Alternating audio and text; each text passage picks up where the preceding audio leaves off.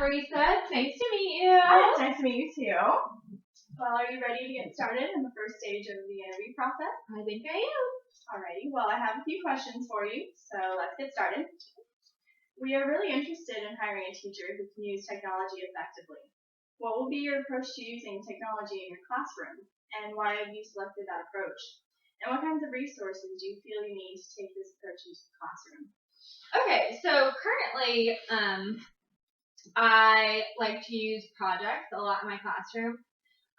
So I will create a bunch of projects that the students can complete throughout the semester. Sometimes it takes a day, sometimes they will do it over the course of a few weeks. But I love doing these projects with them because I think it's just the best way for the students to be immersed in the content. And really, when they're doing them, they just find the content to be so much more meaningful to them. And to do these projects, we are constantly having to use technology.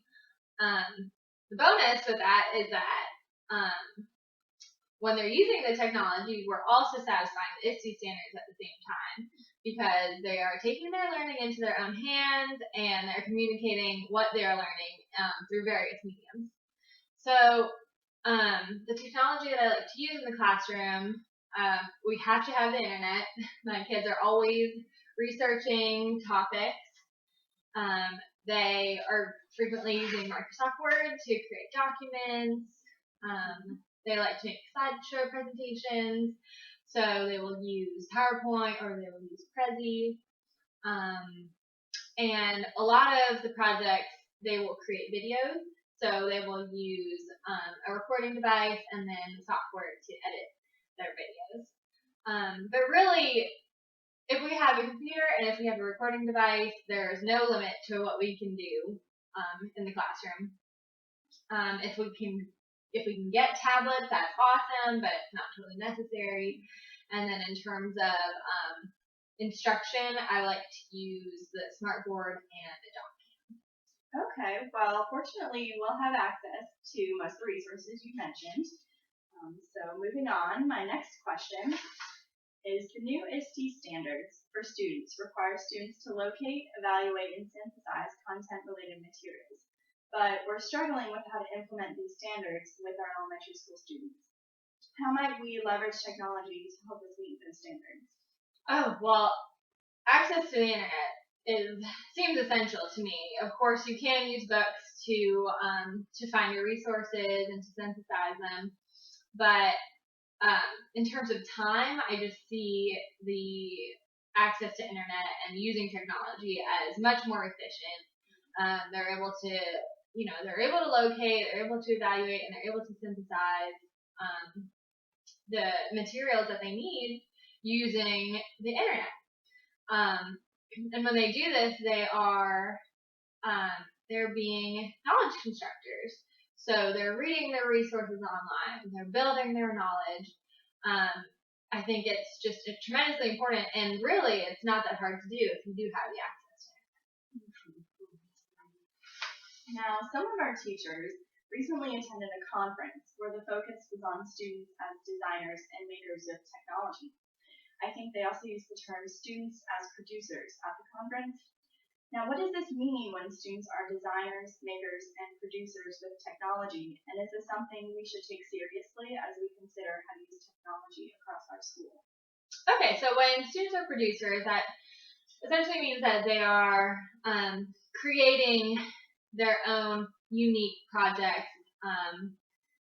They are, it's as opposed to the consumer definition, which would be the teachers using technology as a form of instruction. So instead, the students are using technology, they are creating their own projects completely on their own. Of course, it's impossible to get away from the consumer image. There's no way that we can just drop technology in terms of instruction. But I think it's tremendously important to make the students be the producers.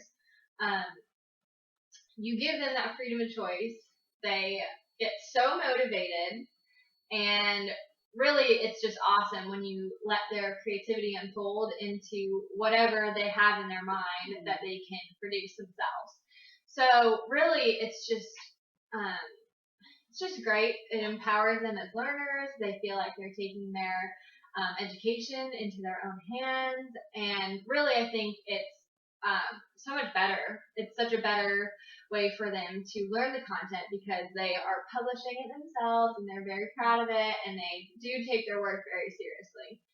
So, and on top of that, you end up with these impressive, unique projects that the students have created themselves. So I absolutely think it is tremendously important for us to create opportunities for students to be the producers and not only consumers. Okay, good. Now, lastly, our district is really pushing global education, and next year this needs to be part of our school improvement plan. What sorts of things should we be thinking of, and can technology help in any way? I think that's a great idea. With the projects that we have done so far, I really considered making them global. Technology is essential when doing such a thing. Of course, I could do it the good old-fashioned way and mail the schools, the international schools, but I think email would be a little easier. Agreed. I'll need technology to probably to translate some things, going both ways. If the school is in an area whose language is not English. I think the kids would really love to video conference with each other. They love making friends, so this would be an awesome incentive for them to complete these projects. Not only that, but you can do the global projects in all your subjects pretty much. You can do social studies because what better way for the students to learn about social studies than from people who are in the countries that they're studying.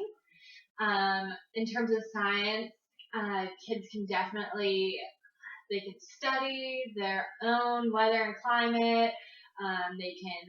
They can keep track of the vegetation that's in the area and animal life and any landmarks, and then they're gonna love reporting this back to the students who are across the world from them, and then in turn receiving that information from those students as well. So really, you can just do just about anything with these projects that are global, and I think it's wonderful.